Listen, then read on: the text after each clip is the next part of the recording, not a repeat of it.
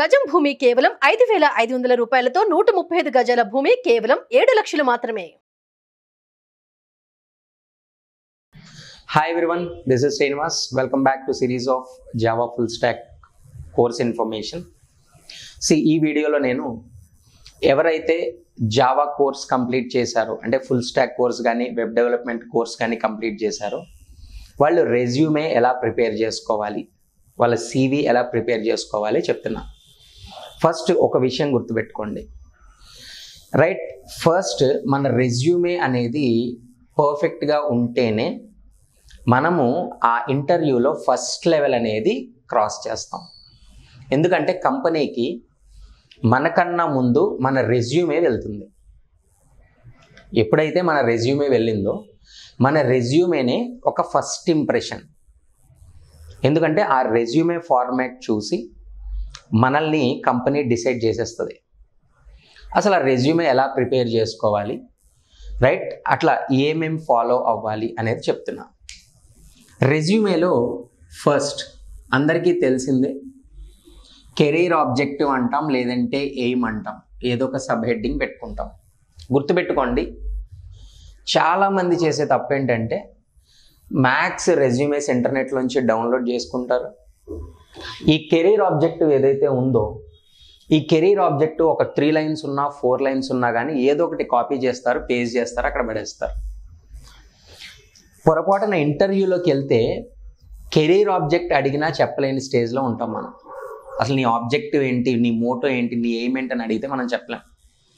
So first దీన్ని simplify చేసుకోండి. First step aim simplify చేసుకోండి. అసలు నీ ఎయిమ్ ఏంటి? ఎయిమ్ ఏంటి అని అంటే, నాకున్న స్కిల్స్ని బేస్ చేసుకొని మీరు నాకు ఏదన్నా ఆపర్చునిటీ ప్రొవైడ్ చేస్తే I will do my best for your company. అంటే నీ కంపెనీ గ్రోత్ కోసం నేను వర్క్ చేస్తా. నెక్స్ట్ ఇంకా ఏమైనా మీరు నాకు ఛాన్స్ ఇస్తే నా స్కిల్స్ని నేను డెవలప్ చేసుకుంటా. అంతే, ఏం అంతకు మించి ఏమి ఉండదు కదా. మనం ఏం చేస్తాం, మన స్కిల్ సెట్ని చూసి మనకు ఎవరైనా జాబ్ ఇస్తే ఆ స్కిల్ సెట్ని అక్కడ ఇంప్లిమెంట్ చేస్తాం. అది వాళ్ళ గ్రోత్కి యూజ్ అయ్యిద్ది. ఇది ఫస్ట్ పాయింట్. తర్వాత ఏంటి, వాళ్ళు ఇంకేమైనా ఛాన్స్ ఇస్తే మనం అప్ స్కిల్ అవుతాం, అంటే స్కిల్స్ కొంచెం పెంచుకుంటాం, అది మనకి యూజ్ అయ్యిద్ది. అంతే. ఆ ఎయిమ్ అనేది చాలా చిన్నగా ఉండాలి. ఆ కెరీర్ ఆబ్జెక్టివ్ అనేది మనం ఈజీగా చెప్పగలిగే స్టేజ్లో ఉండాలి. ఇలా సింప్లిఫై చేయండి. అందులో వొకాబులరీ పెద్ద పెద్ద వర్డ్స్ అనేవి యూజ్ చేయాల్సిన పని లేదు. మనకి పెద్ద భారీ వొకాబులరీ ఏం అవసరంలా, సింపుల్గా చేసేయండి. అది ఎయిమ్. తర్వాత మీ స్కిల్స్ అంటే ఏంటంటే, మీ ఎడ్యుకేషనల్ సమరీ ఏదైతే ఇస్తారో ఎడ్యుకేషనల్ సమరీ ఇచ్చేటప్పుడు ఐదర్ ఫ్రెషర్ అయితే you can represent with a box or simply 1 by 1 with a bullet points also you can represent. Okay, క్విక్గా వాళ్ళకి పర్సంటేజెస్ మీద కాన్సన్ట్రేషన్ ఉంది అని అనుకుందాం. కొన్ని కంపెనీస్ ఎట్లా ఉంటాయి, పర్సంటేజెస్ మీద కాన్సన్ట్రేషన్ ఉంటుంది. ఎట్లా, సపోజ్ 70% ఉండాలి అకాడమిక్స్లో, లేదంటే 65% ఉండాలి అకాడమిక్స్లో అనేది మనం ముందే ప్రూవ్ చేసేయాలి వాళ్ళకి. ఏంటంటే పర్సంటేజ్ 65%, 73%, 86% అని మనం ఇలా డైరెక్ట్గా రిప్రజెంట్ చేసామనుకో, డైరెక్ట్గా ఓకే రైట్, మనకి ఏది కావాలో అది క్లియర్గా మెన్షన్ చేశారు అనే కాన్సెప్ట్ వాళ్ళకి అర్థమవుతుంది. సో కొంతమంది ఏం చేస్తారంటే పర్సంటేజ్ క్రైటీరియా లేదు, అసలు పర్సంటేజెస్ అడగట్లేదు అనుకున్నప్పుడు ఏంటంటే we have completed BTech from so and so university, right, BSc from so and so university, right, intermediate board, SSC board అని చెప్పి రిప్రజెంట్ చేయొచ్చు. ఒక 4 లైన్స్ బుల్లెట్ పాయింట్స్తో రిప్రజెంట్ చేయండి. ఇట్లా ఎడ్యుకేషనల్ సమరీని రిప్రజెంట్ చేయండి. నెక్స్ట్ చాలా చాలా ఇంపార్టెంట్ 2 థింగ్స్.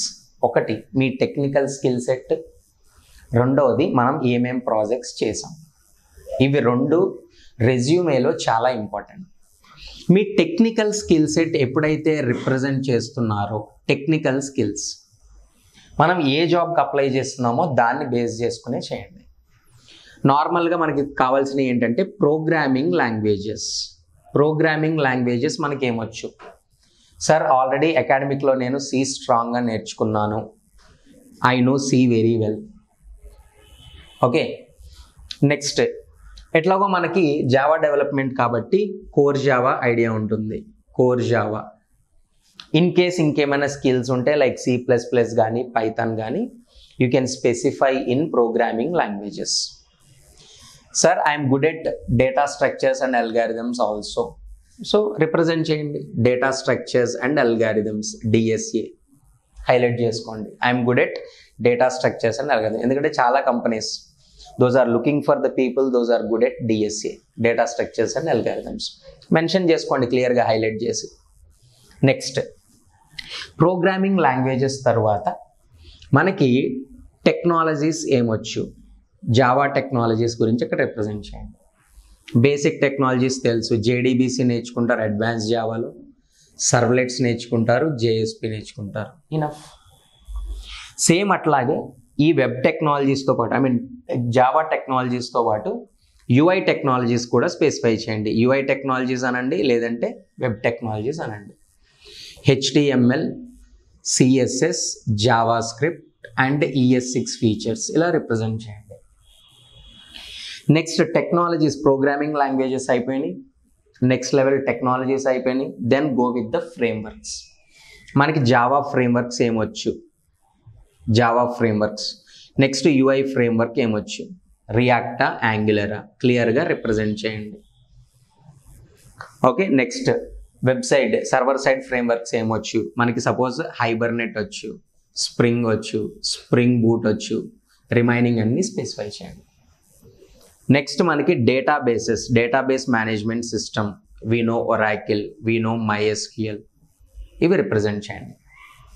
నెక్స్ట్ ఏంటంటే మనం ఏమేం సర్వర్స్ యూస్ చేసాం, Tomcat, Jakarta, embedded servers, ఇంకేమైనా సర్వర్స్లో డిప్లాయ్ చేస్తే ఆ సర్వర్ నాలెడ్జ్ గురించి క్లియర్గా ఇవ్వండి. ఇలా మనకి టెక్నికల్ స్కిల్స్ క్లియర్గా రిప్రజెంట్ చేయండి. ఏవి ప్రోగ్రామింగ్ లాంగ్వేజెస్లోకి వస్తాయి, ఏవి టెక్నాలజీస్లోకి వస్తాయి, ఏవి వెబ్ టెక్నాలజీస్లోకి వస్తాయి, ఏవి సర్వర్ సైడ్ ఫ్రేమ్వర్క్స్లోకి వస్తాయి, ఏవి యూఐ ఫ్రేమ్వర్క్స్లోకి వస్తాయి, ఇలా క్లియర్గా స్పెసిఫై చేయండి. ఇవి టెక్నికల్ స్కిల్స్. Next projects. నార్మల్గా అకాడమిక్ ప్రాజెక్ట్ మీద కాన్సన్ట్రేషన్ కూడా చేయొచ్చు. మీరు సిఎస్సి స్టూడెంట్ కానీ లేదంటే ఐటీ స్టూడెంట్ అయితే మీరు ఆల్రెడీ అకాడమిక్లో ఉన్నప్పుడు ఒక కంప్యూటర్ రిలేటెడ్ ప్రాజెక్ట్ చేస్తే then give the description as academic project అని ఒక సైడ్ హెడ్డింగ్ ఇచ్చి దాని గురించి డిస్క్రిప్షన్ ఇవ్వండి, అకాడమిక్ ప్రాజెక్ట్ అని. సో ఎంతమంది పార్టిసిపేట్ చేశారు, అసలు మీ రోల్ ఏంటి, అందులో ఏ టెక్నాలజీస్ యూజ్ చేశారు, ఏ సర్వర్ యూజ్ చేశారో మెన్షన్ చేయండి. సో లేదు అని అంటే సపోజ్ నాది కోర్ ప్రాజెక్ట్ అంటే ఇది స్పెసిఫై చేయాల్సిన అవసరం లేదు, డైరెక్ట్గా ట్రైనింగ్ ప్రాజెక్ట్స్ అని రిప్రజెంట్ చేసేయండి. ట్రైనింగ్ ప్రాజెక్ట్స్ అంటే మనం ట్రైనింగ్లో ఏమేం ప్రాజెక్ట్స్ చేసాం, డెఫినెట్గా వెబ్ లెవెల్ ఒక ప్రాజెక్ట్ చేస్తాం, అంటే సర్వ్లెట్స్ అండ్ జేఎస్పీని యూజ్ చేసి ఒక ప్రాజెక్ట్ చేస్తాం. సపోజ్ ఏదో బ్యాంకింగ్ మేనేజ్మెంట్ సిస్టమ్ అని అనుకుందాం. ఆ బ్యాంకింగ్ మేనేజ్మెంట్ సిస్టమ్ మనం ఎట్లా చేసాం అంటే ఏమేమి యూజ్ చేసాం, టెక్నాలజీస్ ఏం యూజ్ చేసాం, సర్వ్లెట్స్, జేఎస్పీ, జేడీబీసీ ఇలా రిప్రజెంట్ చేయండి. నెక్స్ట్ అట్లాగే ట్రైనింగ్ ప్రాజెక్ట్లోనే మనం స్ప్రింగ్ లెవెల్కి వెళ్ళిన తర్వాత లైక్ ఏదో లైబ్రరీ మేనేజ్మెంట్ సిస్టమో, కాలేజ్ మేనేజ్మెంట్ సిస్టమో స్పెసిఫై చేసాం, అది మెన్షన్ చేయండి. చివరిలో మీ డీటెయిల్స్ స్పెసిఫై చేయండి. Hobbies and all is not required, అవేం అవసరం లేదు. రెజ్యూమేలో ఏదైతే రిక్వైర్మెంట్ ఉందో దాన్ని మాత్రం క్లియర్గా మెన్షన్ చేయండి. చెప్తున్నాను, resume is your first impression, right? అది ఫస్ట్ లెవెల్ మీరు ఇంటర్వ్యూలో క్రాక్ చేయడానికి యూజ్ అవుతుంది, గుర్తుపెట్టుకోండి. ఇట్లా రెజ్యూమే డెవలప్మెంట్ చేయండి, రైట్? ఇంకా మీకు మోర్ రెజ్యూమే టెంప్లెట్స్ కావాలి అని అంటే రైట్ స్క్రోల్ అవుతున్న నెంబర్కి మీరు జస్ట్ మెసేజ్ చేస్తే నేనే కొన్ని టెంప్లెట్స్ పంపిస్తాను, దాన్ని మీరు మోడిఫై చేసుకోండి. Okay, thank you all.